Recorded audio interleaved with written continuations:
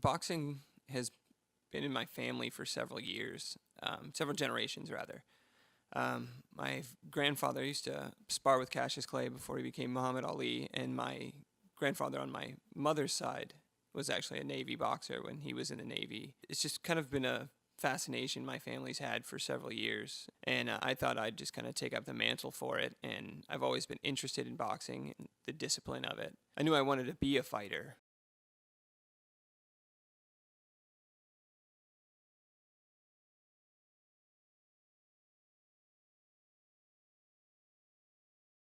When I was diagnosed with Hodgkin's lymphoma, it messed with my lungs. It actually collapsed my right lung completely and half of my left lung.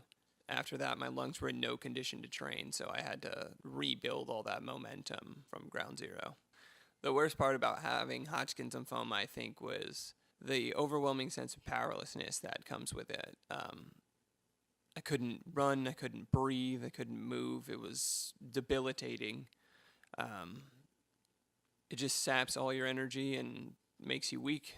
And I think that overwhelming weakness was probably the worst part. What helped me get through it all was my support system. I had an overwhelming show of support from friends and family, coworkers, even strangers.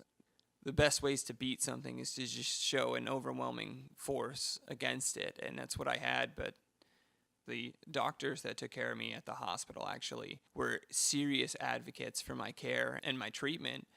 I actually got a more expensive and safer treatment therapy because the doctors there advocated for me. Eventually, actually got the therapy donated to me.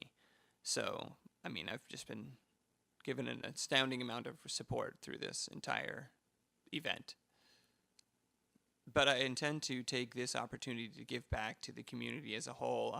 Still like the idea of boxing, and I want to box.